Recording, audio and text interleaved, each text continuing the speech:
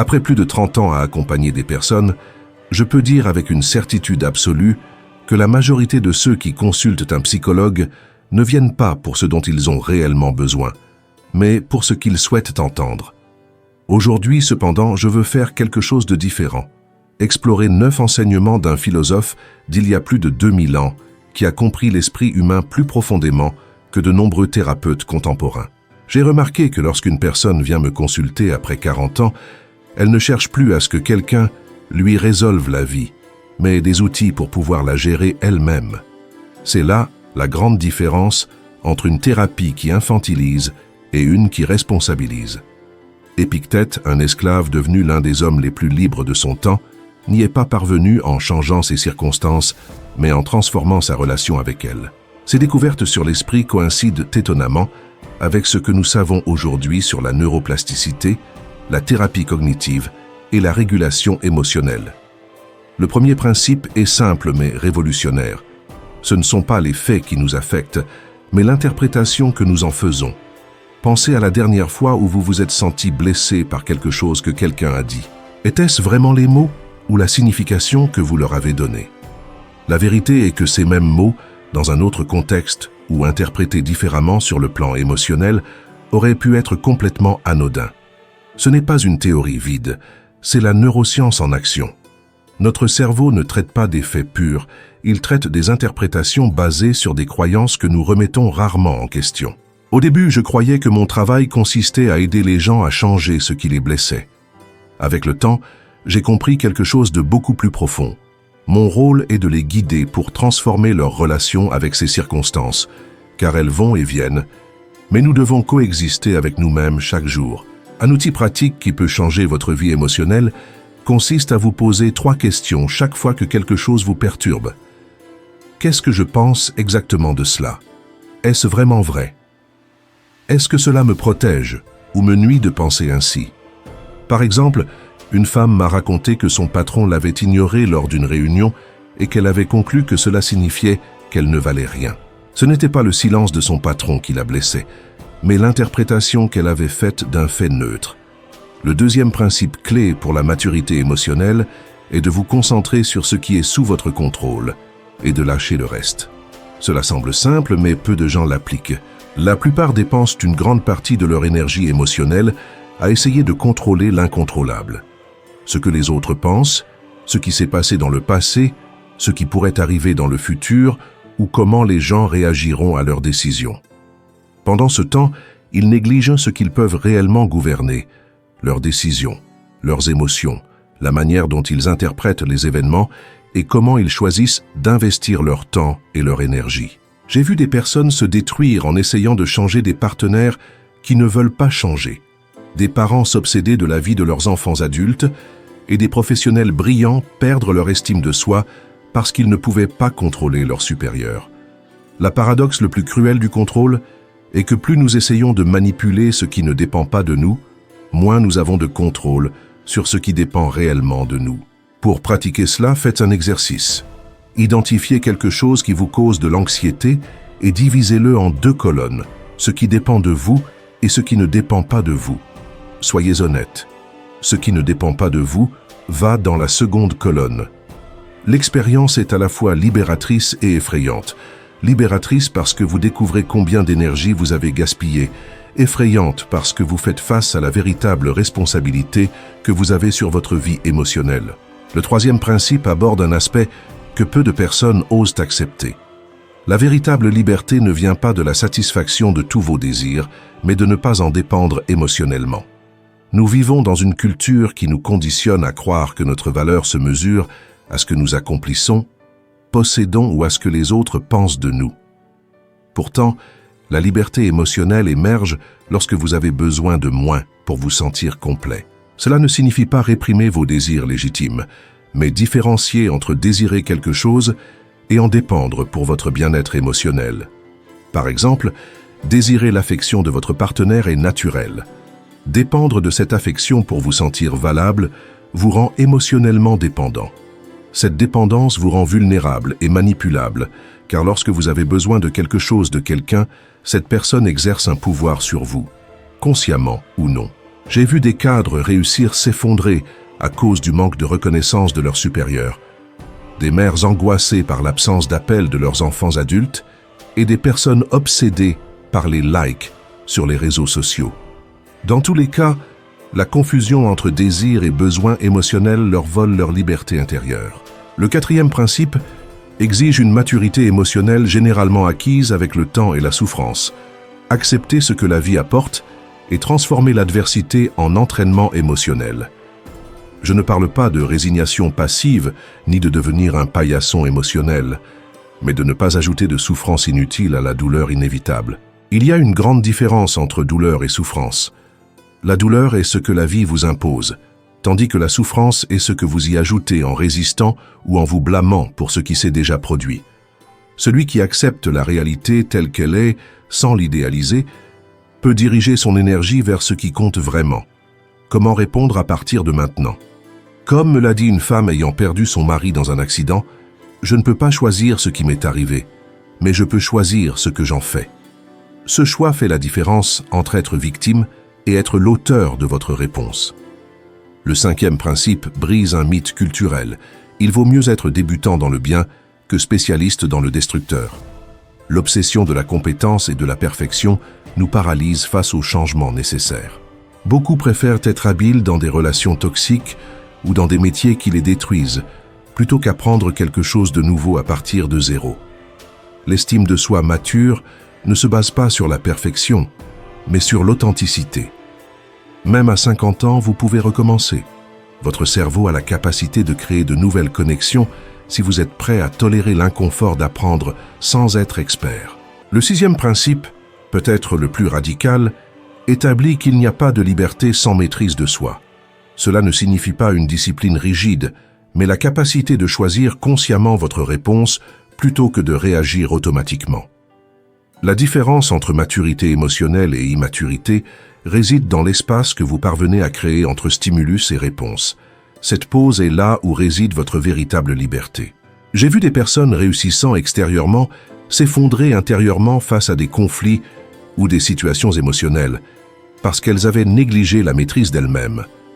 La maîtrise de soi commence par observer vos émotions sans vous identifier totalement à elles. Vous pouvez ressentir colère ou peur, mais vous n'êtes pas cette colère ni cette peur. Le septième principe révèle que l'adversité ne vous change pas, elle vous expose. Les crises ne créent ni problème ni insécurité, elles mettent en lumière ce qui existait déjà. Sous pression, émergent à la fois vos peurs, vos forces et vos valeurs les plus authentiques. Cette révélation peut être dévastatrice si vous l'utilisez pour vous punir, ou libératrice si vous la considérez comme une information sur les domaines où vous devez évoluer. Chaque déséquilibre émotionnel est un signal précieux sur votre humanité, et non un jugement sur votre valeur. Le huitième principe défie notre tendance moderne à beaucoup parler et peu agir. Vivez vos valeurs plus que vous ne les proclamez. À l'ère de la communication constante, la cohérence entre ce que vous pensez, dites et faites n'est pas seulement éthique, elle est essentielle pour votre bien-être mental et émotionnel. Il ne suffit pas de déclarer vos principes, les vivre vous apporte force, stabilité et authenticité dans la vie. Lorsque vos paroles internes et vos actions ne correspondent pas, se produit ce que la psychologie appelle la dissonance cognitive. Cet écart se traduit par de l'anxiété, de la culpabilité, de l'irritabilité et une faible estime de soi. Vous ne pouvez pas vous respecter ni maintenir une estime de soi solide si vous agissez à l'encontre de ce que vous affirmez valoriser. J'ai vu des personnes prêcher l'honnêteté tout en mentant constamment, parler de l'importance de la famille sans passer de temps avec leurs enfants, ou des professionnels promouvoir l'équilibre travail-vie personnelle tout en sacrifiant leur santé et leurs relations pour le succès. L'intégrité n'est pas un luxe moral, c'est une nécessité psychologique. Lorsque vos actions reflètent vos valeurs les plus profondes, vous faites l'expérience d'une sensation unique, celle d'être chez vous, avec vous-même. Le neuvième principe est peut-être le plus exigeant, mais aussi le plus transformateur. Il s'agit de vivre de manière à ce qu'aucun facteur externe ne puisse perturber votre paix intérieure.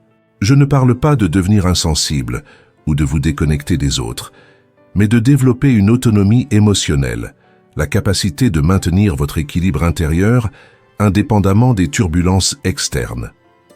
Observez les personnes que vous admirez le plus émotionnellement. Leur sérénité ne dépend pas de la perfection de tout autour d'eux, mais des ressources internes qu'elles ont cultivées. La paix n'est pas l'absence de problèmes, mais la présence d'outils internes pour les gérer. Lorsque vous dépendez de facteurs externes pour votre équilibre, vous vivez dans des montagnes russes émotionnelles. Un jour, vous êtes au sommet parce que quelque chose a bien tourné, et le lendemain, vous êtes au plus bas à cause d'un petit contretemps. L'autonomie émotionnelle vous permet d'accéder à une stabilité qui ne dépend pas des variables externes. Non pas parce que vous ignorez ce qui se passe, mais parce que vous avez développé les ressources internes pour rester centré malgré toute tempête. Cela exige des années de pratique consciente, des décisions quotidiennes et la discipline de ne pas permettre aux circonstances externes de kidnapper votre état émotionnel. Chaque fois que vous choisissez de ne pas réagir automatiquement, de ne pas prendre personnellement la mauvaise humeur des autres ou de rester calme au milieu du chaos, vous renforcez votre centre intérieur. Il est important de préciser que ces principes n'éliminent pas la douleur de la vie. La douleur fait partie de l'expérience humaine. Ce qu'ils peuvent prévenir, en revanche, c'est la souffrance supplémentaire que nous créons en résistant ou en nous obsédant sur ce qui est déjà passé. Une perte fait mal et c'est naturel, mais se torturer avec des pensées de culpabilité ou de désespoir est une souffrance supplémentaire, et celle-ci est optionnelle. Les personnes qui traversent le mieux les crises ne ressentent pas moins de douleur, elles ont simplement appris à distinguer la douleur inévitable de la souffrance issue de leur résistance. J'ai aussi observé quelque chose de curieux. Ceux qui parlent le plus de ces principes philosophiques sont souvent ceux qui les appliquent le moins. Il est facile de théoriser sur le détachement ou l'acceptation, mais les vivre dans des situations réelles est beaucoup plus difficile. C'est pourquoi j'insiste, ces principes ne sont pas des idées à comprendre intellectuellement, ce sont des muscles émotionnels qui se renforcent avec une pratique constante, pas avec de la théorie. Il existe un piège courant. Essayez d'utiliser ces principes pour contrôler vos émotions ou vos pensées. Ce n'est pas l'objectif. La véritable liberté émotionnelle ne consiste pas à supprimer les sentiments, mais à changer votre relation avec eux. Il ne s'agit pas de ne pas ressentir la peur ou la tristesse, mais de ne pas être dominé par elles. La maturité émotionnelle est comme apprendre à surfer. Vous ne contrôlez pas les vagues, vous apprenez à vous mouvoir avec elles, à garder l'équilibre et à utiliser leur force à votre avantage. En fin de compte, ces 9 principes ne sont pas seulement une philosophie ancienne, ni des techniques psychologiques modernes. Ce sont des outils de survie émotionnelle pour toute personne souhaitant vivre de manière authentique dans un monde qui tente constamment de la déséquilibrer.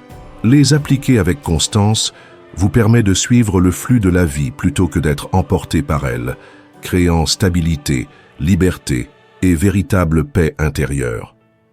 Je ne vais pas vous mentir, appliquer ces principes n'est pas facile. Cela requiert d'un niveau d'honnêteté envers soi-même qui peut être inconfortable, l'humilité de reconnaître que beaucoup de vos réactions automatiques ne vous servent pas, et le courage de changer des schémas que vous répétez depuis des décennies. Mais laissez-moi vous dire ceci, aucun investissement dans votre vie ne rapporte plus que le travail intérieur. Vous pouvez perdre des emplois, de l'argent, des relations ou des biens, mais personne ne peut vous enlever la sagesse émotionnelle que vous avez cultivée, la paix intérieure que vous avez construite, ni l'autonomie émotionnelle que vous avez développée. La personne que vous étiez lorsque vous avez commencé à écouter cela n'est plus celle que vous êtes maintenant. La conscience, une fois étendue, ne revient jamais à sa taille initiale, et cela seul marque le début de votre transformation. La liberté émotionnelle ne se réalise pas en changeant le monde pour qu'il corresponde à vos besoins, mais en développant des ressources internes si solides que votre équilibre ne dépend pas du comportement du monde. C'est la différence entre simplement survivre et vivre pleinement. Il y a des aspects de ces principes qui ne se révèlent que lorsque vous les expérimentez, pas seulement lorsque vous les comprenez.